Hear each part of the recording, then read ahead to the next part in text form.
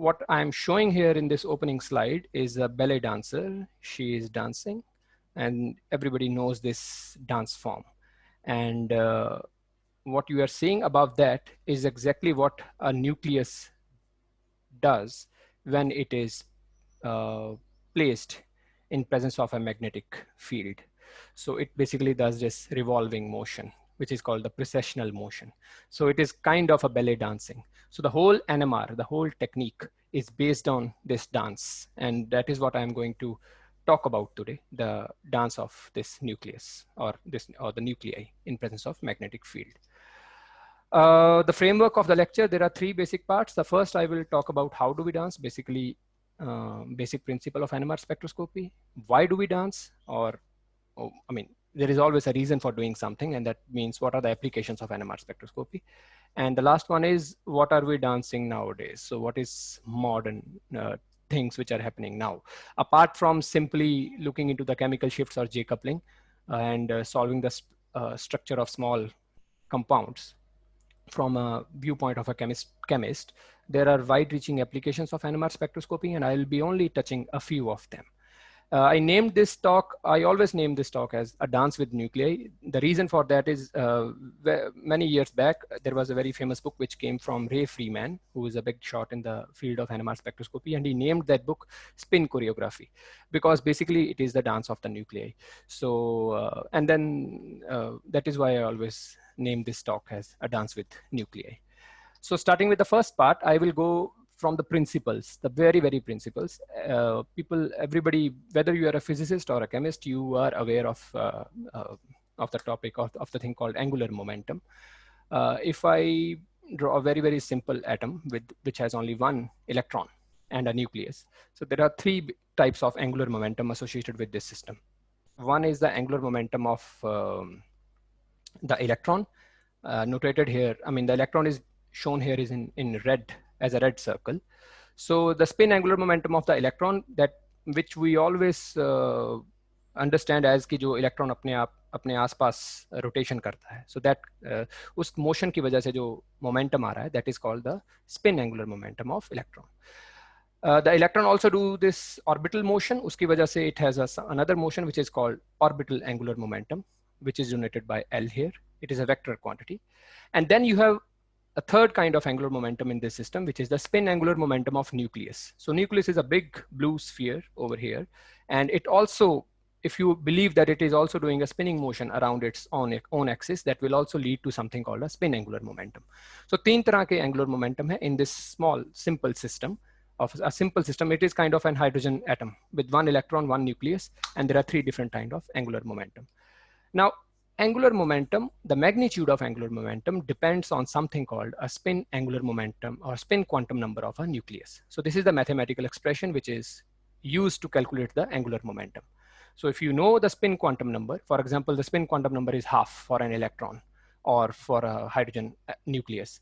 So then you can calculate the spin angular momentum of that nucleus or that electron. Now, in order to do NMR spectroscopy, if you want to perform NMR spectroscopy on any nucleus, it must be having a non-zero spin angular momentum, basically a non-zero spin quantum number. For example, hydrogen has a non-zero spin quantum number, which is spin half. So it will have a non-zero spin quantum number. And on the other hand, atom like say carbon-12 has a spin quantum number of 0.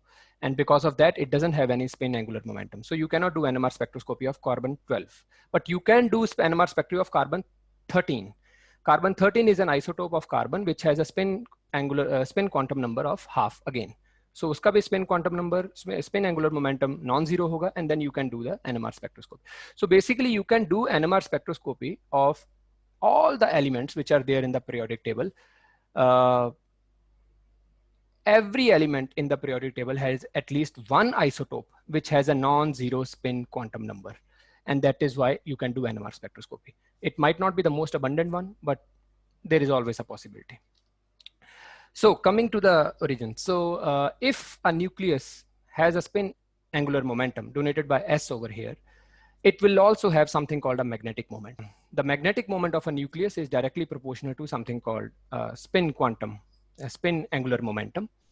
And that means any nucleus which is having a spin quantum number, a non-zero spin quantum number, will possess a magnetic moment. That means it will be a magnetic entity.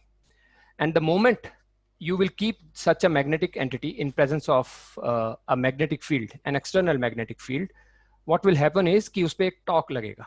So the torque which will be applied on that nucleus will be given by the cross product of the magnetic moment and the magnetic field.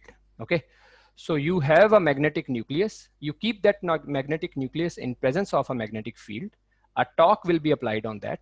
Because of that torque, the nucleus will start precessing, doing this motion which is shown on the right of this slide around this magnetic field with the frequency which is written on the left side. Omega is equal to gamma b, where b is the applied field and omega is the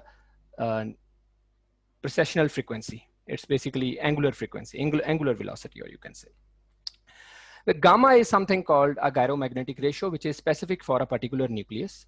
Okay, so the expression for gamma is also written. It depends on the charge of the electron, the mass of the proton, which are fixed quantities. The only thing which varies is Gn. Gn is your ratio, Landis factor you can call. It varies from nucleus to nucleus. And because it varies, the value of gamma changes. And because the value of gamma changes, the value of omega will change, which is the magnitude of this frequency. So some nuclei will have low frequency of doing this precessional motion. Other nuclei will have a higher frequency of doing. So each nuclei will have a different kind of precessional frequency when they are kept in the presence of a magnetic field. So this is very similar to what you observe, what you have observed in case when you were a child. वो लट्टू लेते थे हम, लट्टू लेके हम table पे घुमाते थे. अगर तो तुम बिना घुमाए लट्टू को टेबल पे रखोगे, it will fall down. ठीक है, पंबीरी ਜਿਹਨੂੰ ਕਹਿੰਦੇ ਤੁਸੀਂ ਪੰਜਾਬੀ ਦੇ ਵਿੱਚ. So it will fall down if you don't spin it. But if you spin it, it doesn't fall down. Now what is pulling it down? Gravity is pulling it down, but still it is able to stand vertically. Why? Because it has something called an angular momentum. So there are two vector quantities, gravity is there and angular momentum is there. Because of that, it doesn't fall down. Instead of that, it starts doing this motion. ऐसे घूमता रहता है वो टेढ़ा सा होके. That is called the precessional motion. The same thing is being done by the nuclei here. When you keep a nucleus having a certain magnetic moment in presence of a magnetic field, it also experiences a torque and it starts doing this precessional motion. So NMR spectroscopy, we can break the name. It is called nuclear magnetic resonance spectroscopy. Nuclear because we are dealing with the nuclei, and magnetic because we are using the magnetic properties of the nuclei. Resonance because there is ultimately we are going to use radio frequencies to study the speed of this motion, this precessional motion. So there is a resonance between the radio frequencies which we will be putting in and the motion which is happening. And spectroscopy because any technique in which we use light or electromagnetic radiations to study some property, we call it spectroscopy. So he's trying to explain how it works, the precession. So he's showing if you tie the wheel from one side from a string and leave it, it will fall down due to gravity, because the gravity is pulling the wheel down. The second idea that's really important to understanding nuclear magnetism is the idea that we give a However, if you spin the wheel like this, and then you tie, that same trick of suspending the wheel, yeah, before, and if you suspend it like this, it will start doing this motion.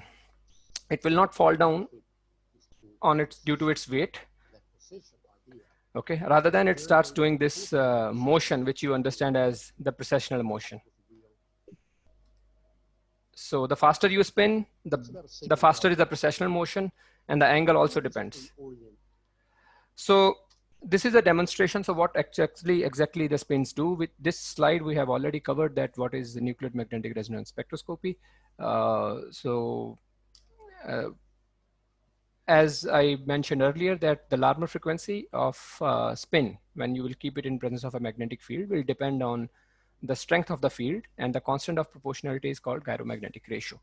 So the exact Larmor precession frequency of a spin will depend on the strength of the magnetic field and the nature of the spin, basically the gyromagnetic ratio. So there is a table which I'm showing on this slide for different kind of isotopes, the atoms which are there, having different kind of spins and different gyromagnetic ratio for everyone. So proton has the highest positive value of gyromagnetic ratio, followed by fluorine 19, 25.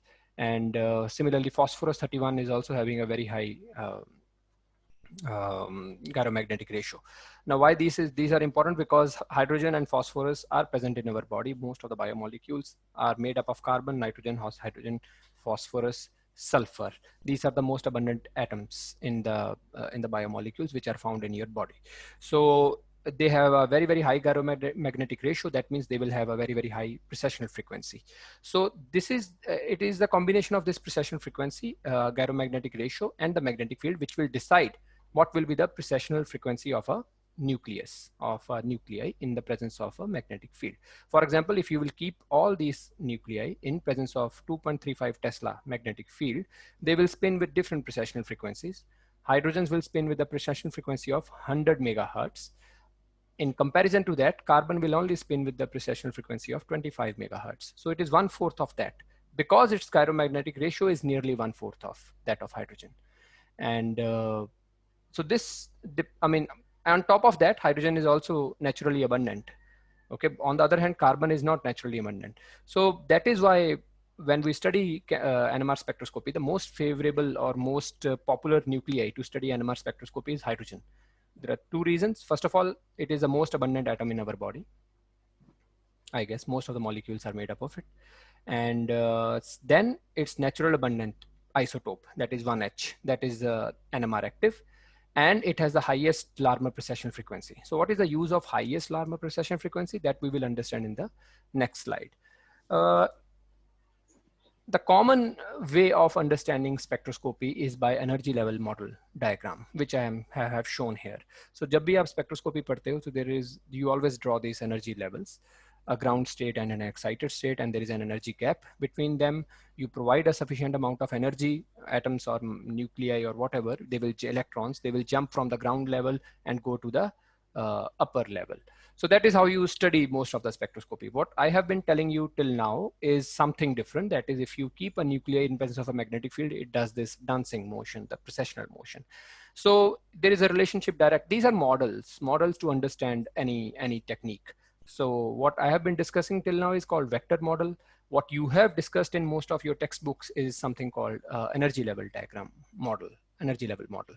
So there is a direct correlation between them. So you can say that if this kind of motion corresponds to the ground state, then the excited state corresponds to another kind of motion where the spins are oriented, you can say, away from the applied magnetic field, if the magnetic field is applied upwards. The energy gap between these two states is equal to, is in the range of megahertz, and which is why we use radio frequencies to do transitions from the ground state to the excited state. And that is how you study NMR spectroscopy. It's a very, very weak energy gap, very, very small energy gap, and that is why you require such weak radio frequencies, such weak electromagnetic waves, radio frequencies. And most of the other spectroscopies which you have studied, they used energy gaps which are much larger than the nuclear energy gaps, like microwave, IR, UV, all of them are high energy radiations, but radio waves are very, very low in energy. Now, to understand the difference between different nuclei. So I have shown you a table that each nuclei will have a different kind of Larmor frequency in presence of a magnetic field. For example, you have your, let's say you made a compound which has one nitrogen or and nitrogens, carbons, and hydrogen. This is what this compound has basically. So if you will record or try to measure the Larmor frequencies of this compound, all kind of frequencies which are possible in this compound, you will get 3 signals. Okay, so you will get signals around 100 megahertz, which are due to the protons, signals around 25 megahertz, which are due to carbons, and signals around 10 megahertz, which are due to nitrogens. So this distinguishes elements from each other, that there are three kind of elements, three kind of nuclei in my compound.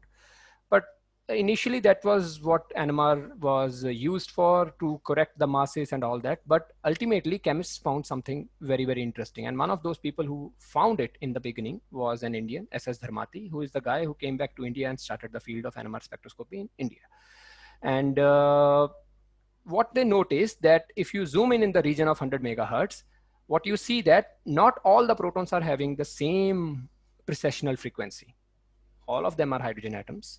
All of them contain the same nucleus. However, their spinning frequencies or the precessional frequencies are not same. They are different. As a chemist, you know that. You know that by intuition, that all the hydrogen atoms are not same here. You know that some are ortho to the nitrogen, some are para there, some are meta, and some are closer to the electronegative element, some are far away from it. So they are bound to be chemically different.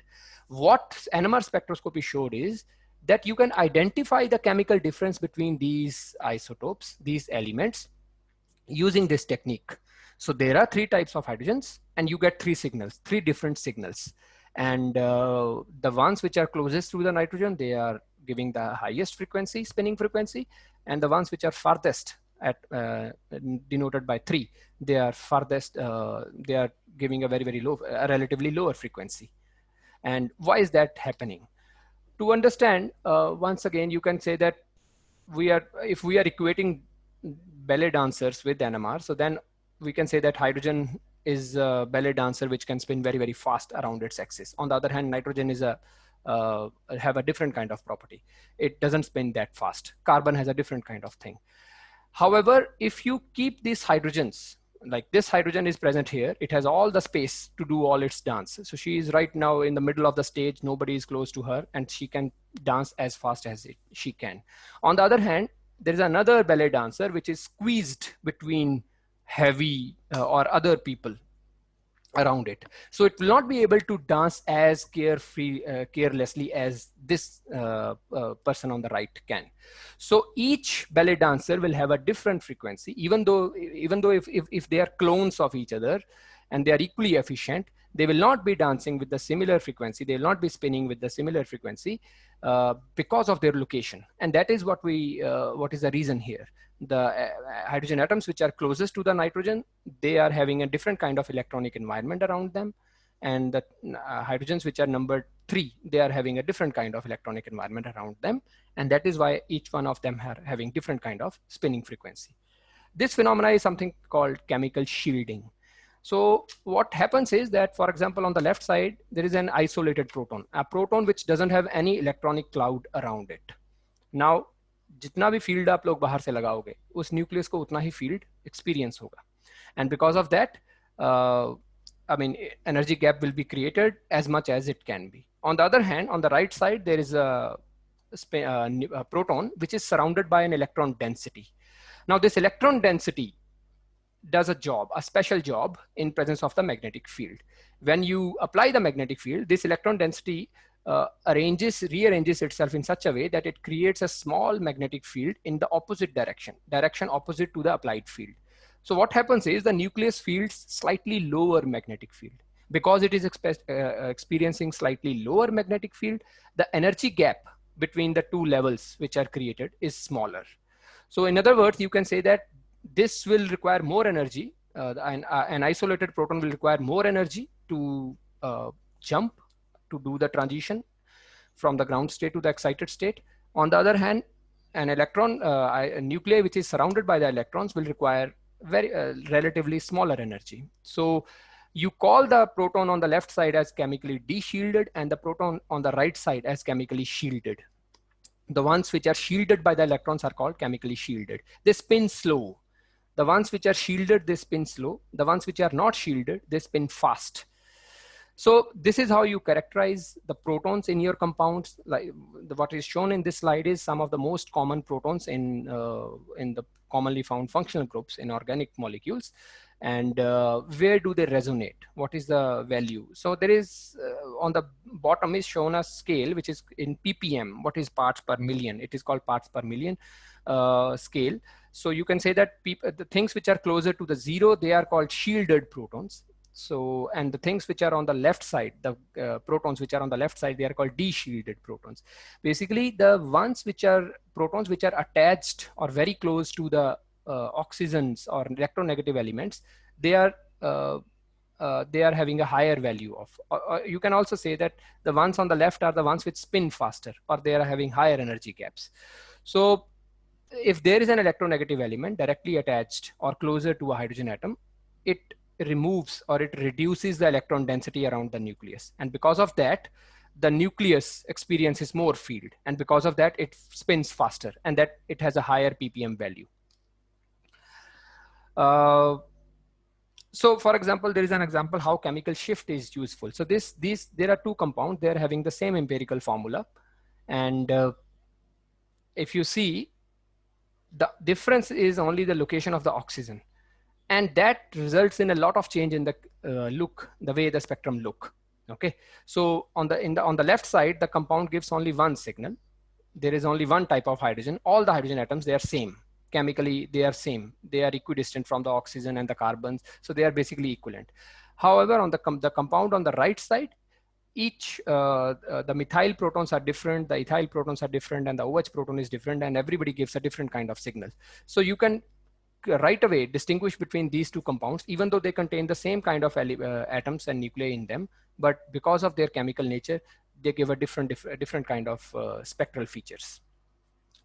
As I mentioned, NMR frequencies in NMR frequencies or spinning frequencies in NMR are rated by something called ppm, a parts per million scale. Parts per million is nothing but 1 by million, that is 10 raised to power 1 by 10 raised to power 6, or 1 by megahertz.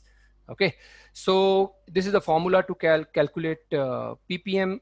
What I want to tell you over here is that ppm scale is designed so that there is no confusion. What happens is, as I said, that the spinning frequency of a nucleus will depend on how much is the magnetic field. If you apply a higher magnetic field, for example, there is a table at the bottom which shows that if you apply a magnetic field of 14 Tesla, the Larmor precession frequency of hydrogen is 600 megahertz. However, if you apply a magnetic field of only 5.8 Tesla, the precession frequency is 250 megahertz.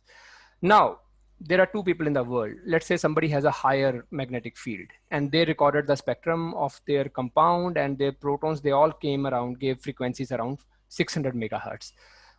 Sitting in Amritsar, I recorded a spectrum, and I only have 5.8 Tesla magnetic field spectrometer, let's say, and I recorded my spectrum, and all my protons, they gave frequencies around 250 megahertz. How will I compare the two data? It becomes difficult. Every time I don't want to apply a formula and see that whether his data and my data are same or not. So what we do is the people, they designed a scale called ppm scale, which converts every frequency into something, a scale which is different. For example, if you have a 250 megahertz spectrometer and a 550 megahertz spectrometer, two different kind of protons, let's say if they are different from each other in terms of frequency by 1 kilohertz, or they are different from each other in terms of frequency by 2 kilohertz, both of them will give the same ppm value, something called 4 ppm. So the power of this scale is universality. So it can be used everywhere. And now I move to the next point, which is very important in NMR. There is something called resolution. Everybody is aware of the concept of resolution these days. High definition, your phones are coming with high definition videos, TVs, and everything. So what is resolution? A very, very basic understanding is, for example, if I want to draw a circle, okay, using a pixelated screen, for example, in your mobile phone. Okay, so but your screen doesn't have such a good resolution. That pixels per square inch PSI value is very, very low density basically. So I will not be able to outline the circle very nicely. However, if I have a high density or a very high good PSI, a good device in my hand, I can draw even a circular object using these square pixels. Okay, this is resolution. So that is the same concept which is applied in NMR spectroscopy. If I have magnetic field, a spectrometer which has a magnetic field which corresponds to 100 megahertz, something like 2.5 Tesla or something like this, I will, in my ppm scale, my hydrogens will still range between 0 to 10 ppm. However, in this scale, total number of hertz in this scale is only 1000, The simple formula is 100 times 10. Okay, so that will be 1000 hertz.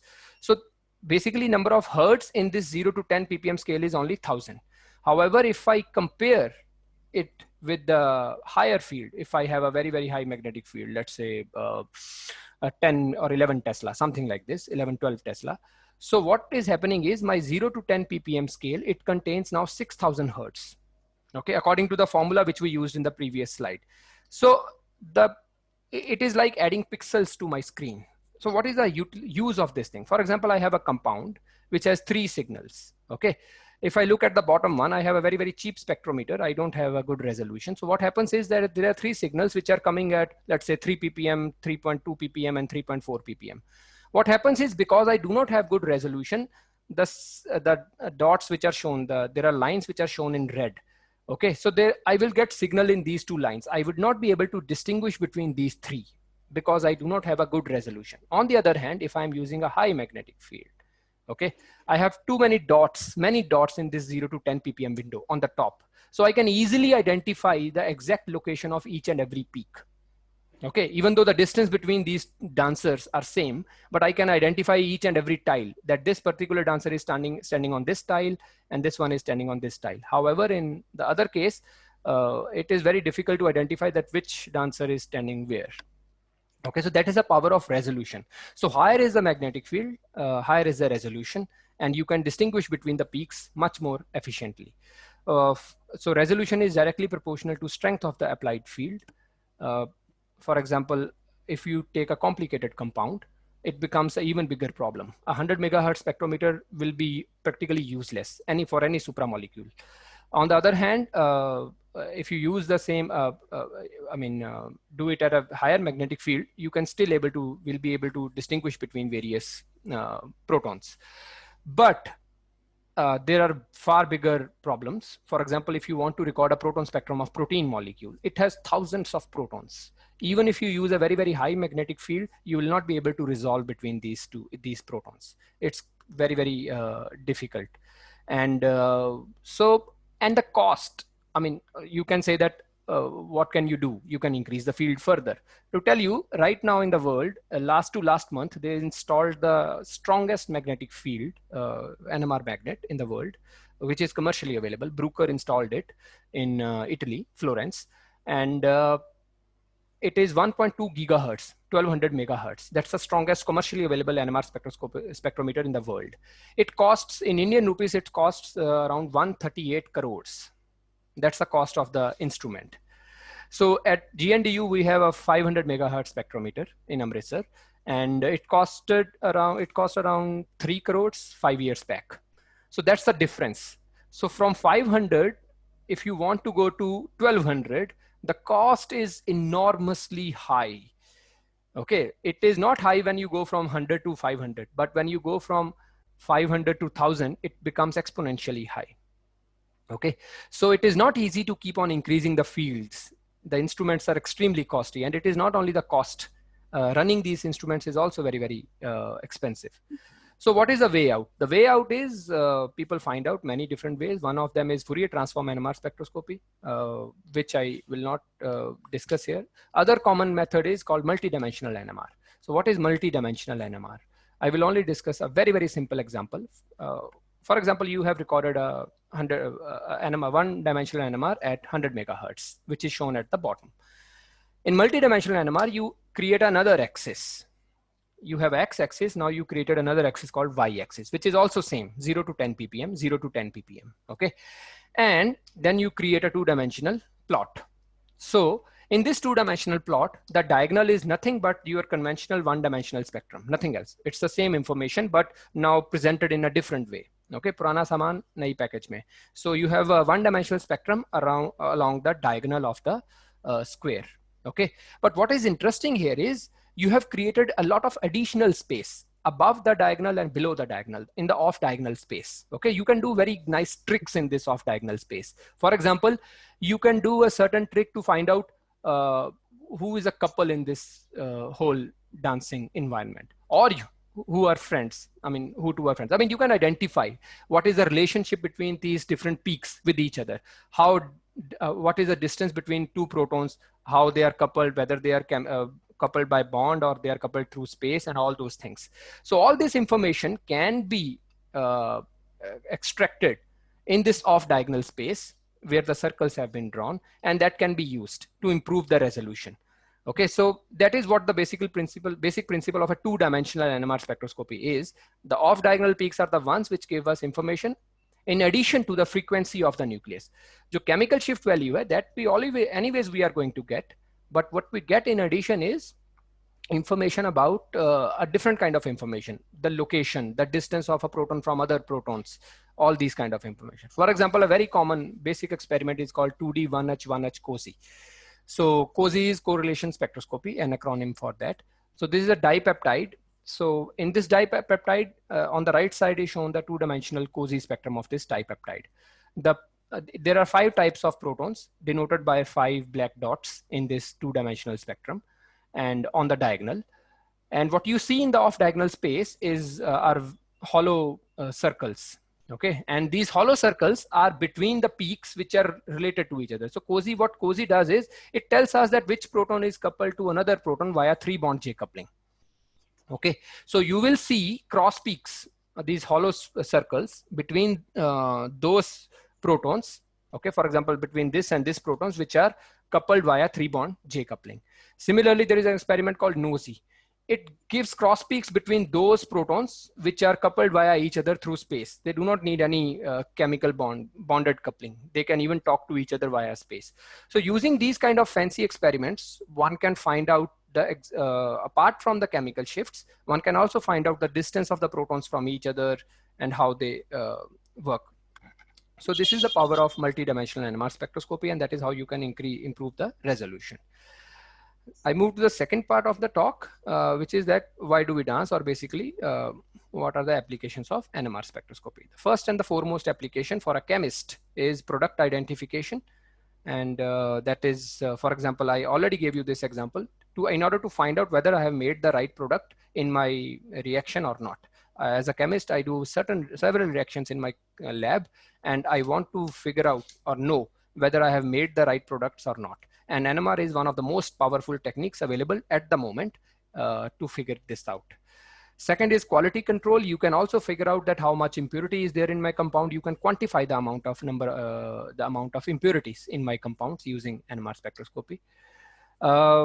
Third application is finding the structures of proteins and enzymes. Everybody knows about enzymes, especially in these days. Everybody is becoming more and more aware about enzymes, especially proteins on the virus surface and all those kind of things. So enzyme, as you studied in your 9th standard or 8th standard or 10th standard, is like it works with the lock and key mechanism. There is a substrate, there is an enzyme, and they identify each other in the body and they do a certain task. Okay, but for example, so it is very, very important. What is the structure of this enzyme? Okay, the structure is extremely crucial for a functioning of the enzyme in your body. For example, everybody is aware of the disease called sickle cell anemia. So sickle cell anemia, this is the structure of hemoglobin in your body. On the left side is the normal structure. On the right side is the structure of the hemoglobin in sickle cell, the sickle cell red blood cells, okay, which are affected. So what is the difference between these two structures? Basically, what happens is the protein has a mutation at the 6th position. The amino acid at the 6th position from the N terminal, that is glutamate, it gets replaced by a valine. And that small changes the structure of the protein drastically. And that leads to this disease. So the structure of a protein or an enzyme is extremely crucial to understand how disease or how drugs work. And NMR spectroscopy, along with X-ray crystallography, are the most powerful techniques available at the moment to solve these structures.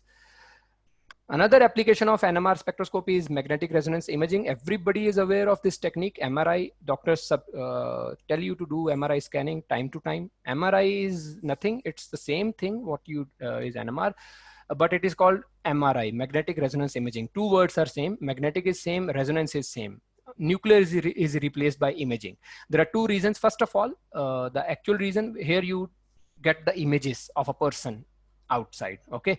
And the second reason is people are afraid of the word nuclear. If you tell them that go for a nuclear magnetic resonance spectrum of your body, people will be afraid that this is something dangerous, because nuclear is a word which is dangerous in itself. People don't understand, but it is one of the safest techniques available. All you do is you put a person inside a strong magnetic field and map the amount of water in their body, the location of water and all that.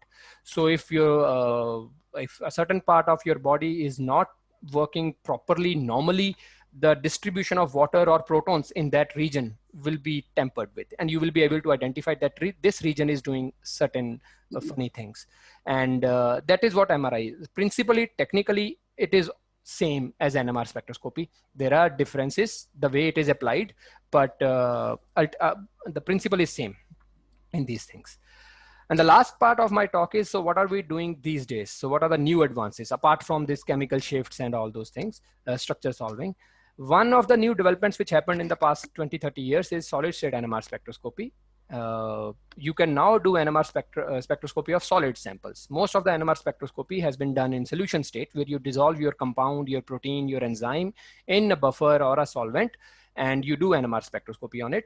But now it is possible to do it without dissolving it, which is a big achievement. Second is characterizing the molecular dynamics. So it is not only solving the structure of a protein. People have realized that the protein structures are not rigid. They move. They are flexible. They are plastic in nature. So it is very, very important to determine how plastic they are. What do they do when they do motions? So NMR spectroscopy can be used to determine that motion. The third development is enhancing the signal. NMR spectroscopy is an insensitive technique. It is one of the most insensitive techniques available. And people are working hard to improve its sensitivity, to make it more sensitive using techniques like dynamic nuclear polarization. A very brief insight into solid state NMR spectroscopy. On the left side is shown solution, how molecules tumble in the solution. And because of this tumbling motion, you get narrow lines, sharp lines in NMR. However, in solids, because the molecules are rigid, so what happens is that each molecule's proton is different from its brother or sister. So all water molecules will not be same in the compound because they are present in the different locations in the tube or in the cell. So that is why they will have different signals. And what happens is you get a very, very broad signal. For example, this is the carbon spectrum of a histidine. Histidine has only 6 carbons. You should get only 6 peaks, but what you get is a big hump, 2 or 3 big humps from 0 to 200 ppm. And that is because the compound is solid in nature. People have developed a certain technique, something called magic angle spinning. You do magic angle spinning. What happens is here on the right side, you can see that the histidine, 6 carbons of the histidines are available now. So people have incorporated this mechanical spinning called magic angle spinning and some radio frequency tricks. And now you can even have good high resolution spectrum of solid compounds also. And what are the applications of solid state NMR? There are some systems which you cannot study using X-ray or solution state NMR, systems which cannot be dissolved, systems which cannot be crystallized. Okay, so for example, amyloid fibrils, the ones which lead to diabetes, the ones which lead to Parkinson's disease, Alzheimer's disease, all these kind of the proteins here, they aggregate forming amorphous aggregates. You cannot study these amorphous aggregates using X-ray crystallography or NMR, solution state NMR spectroscopy. So what you require is solid state NMR spectroscopy. Now people are coming up with another technique called cryo electron microscope. That is a emerging field and it is doing very well. And that is another way of looking into structure of these kind of systems. And the second application is protein dynamics. As I mentioned, the protein molecules, they are not rigid molecules. They do fluctuations. They swim inside your body and they are always doing some motion. And their function is not dictated by their shape, unlike believed otherwise. Okay, it's not a lock and key mechanism only. So enzymes can even change their shape. They can induce fit according to the substrate. They need not to remain in the same shape. And that depends on how dynamic they are. So it is very important to understand the dynamics of these systems. And NMR spectroscopy is one of the prominent tools with which you can study various kind of dynamics happening inside a protein molecules, right from the bond movements to big collaborative motions, collective motions happening inside the body. And last part is how does an NMR spectrometer look like? So it is basically, it is kind of a tank which contains liquid helium and liquid nitrogen. Inside it, there is something called a probe. You put your sample from the top It goes inside the probe. You pump it with radio frequencies. The signal goes to your console, which is a CPU, and then you work it on the workstation. You look it into the signal on the workstation. This is a spectrometer I was talking. It has been installed in Florence University very recently, I think last month. It is 1.202 gigahertz. It costs $17.8 million, 135 crores in Indian rupees. And it's the strongest commercially available NMR spectrometer in the world at the moment. So it is a rich man's hobby. If you want to work on NMR spectroscopy, for example, even if you talk in the current sense, the coronavirus. So what exactly coronavirus? There are only two kind of medicines, antiviral medicines, which are available, and they work on the proteins which are present on the surface of the coronavirus. So somebody needs to solve the structure of those proteins to understand how these viruses work. And people have been solving those things using NMR, X-ray, and other techniques. And you need powerful instruments for that. You need a lot of other funding for that. It is a costly thing to do. And India is one of the nations in the world which is doing good in NMR spectroscopy that way. We have many NMR spectrometers in the country and dedicated groups working on NMR spectroscopy in the country. So strongest fields available in the country are 800 megahertz. There are 3 of them in the at the moment: Bombay and Hyderabad and IISc Bangalore and CBMR Lucknow. So these are the places which have these 800 megahertz spectrometers. And but India is one of the strongest, has one of the strongest groups in NMR in the world at the moment. And Masters of Spin Choreography, I will end with them. So 5 Nobel Prizes have been awarded in the fields associated with NMR spectroscopy so far. The first one was awarded in 1943 to Otto Stern for discovering the magnetic moment of proton. Then another one was given in 1944 to Isaac Rabi for his discovery of resonance and magnetic properties of atomic nuclei. Then in 1952 to Felix Bloch and Edward Mills Purcell. Then followed by a Nobel Prize to Richard Ernst in 1991 for discovering Fourier transform NMR spectroscopy. Okay, and then in 2002 to Kurt Wuthrich and other people for development of multi-dimensional NMR spectroscopy, and in 2003 for the discovery of magnetic resonance imaging. And we are pretty sure there will be another Nobel Prize eventually in this field, because this is something which is very crucial for understanding structures of biomolecules. With that, I will end my presentation. Thanks a lot.